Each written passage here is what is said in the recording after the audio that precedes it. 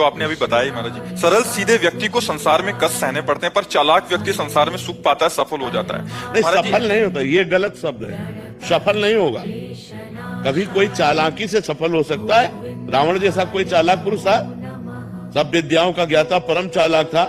कालनेमित से बढ़कर कोई चालाक था?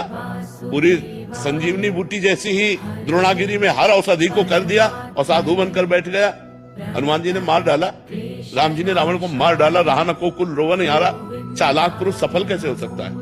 नहीं, सीधा सरल पुरुष कष्ट पा सकता है, पर सफल सीधा सरल सच्चाई पर चलने वाला हो। जैसे धर्मराज युधिष्ठिर बिल्कुल सीधे थे, यहां तक इतने सीधे थे कि युद्ध क्षेत्र में कल कौन सी रणनीति है वो जाके दुर्योधन सीधे पूछ लेता था।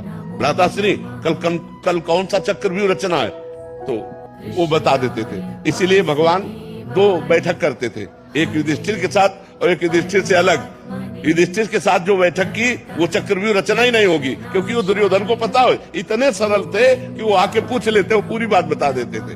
तो आप देखो विनाश किसका हुआ? चतुर चालाक, जिसके साथ शकुनी, दुशासन, कर्ण, दुर्योधन के साथ इतने चालाक, चालाकी की हद थे ये लोग। तो क्या ये लोग सफल हुए? नहीं, सफल हुए सीधे साधे युधिष्ठिर जी महाराज, और नाश हुआ उन चालाक पुरुषों का। तो चालाक पुरुष तुम्हें सफल होते नजर आएगा, लेकिन सफल नहीं हो सकता। सीधा साधा पुरुष तुम्हें दुख भोगते नजर आएगा, लेकिन वो दुख भोगेगा नहीं, आगे चलकर वही विजय को प्राप्त होगा। थोड़ी यात्रा ऐसी है जिसमें संशय हो सकता है देखकर कि बेईमान, दुष्ट, चालाक, कपटी पुरुष उन्नति को प्राप्त हो रहा है और धर्मात्मा, ईमानदार दुख को प्राप्त हो रहा है। थोड़ी देर की यात्रा है, लेकिन परिणाम में जो सही चल रहा है उसका सही परिणाम होगा, और जो गलत चल रहा है उसका गलत परिणाम होगा पक्का। आज तक की पूरा सृष्टि का विधान ऐसा है। दुर्योधन राजा बना कि नहीं बना? दुर्योधन राजा कुछ दिन के लिए बना कि नहीं बना? लेकिन 100 भाई मारे गए। असली में राजा हस्तिनापुर के महाराज युधिष्ठिर ही बने।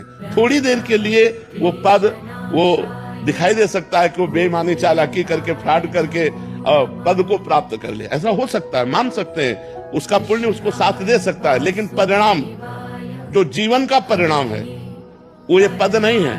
मरोगे तो तुम्हारे साथ पद नहीं जाएगा। कृष्णो यत्र पार्थो धनुर्धरा तत्र श्री विजयो भूतिर ध्रुवा नीतिर मतिर्मम। ये निश्चित बात है, जहाँ धर्म है, जहाँ भगवान है, वहाँ विजय जरूर होगी। थोड़ी देर के लिए, अब जैसे 12 वर्ष का वनवास, 1 वर्ष का अज्ञातवास महाराज युधिष्ठिर को हुआ, इतने धर्मात्मा होते हुए, और ये दुष्ट लोग मौज उड़ाते रहे, लेकिन परिणाम में महाराज युधिष्ठिर ही चक्रवर्ती सम्राट बने और 100 के 100 कौरव मारे गए।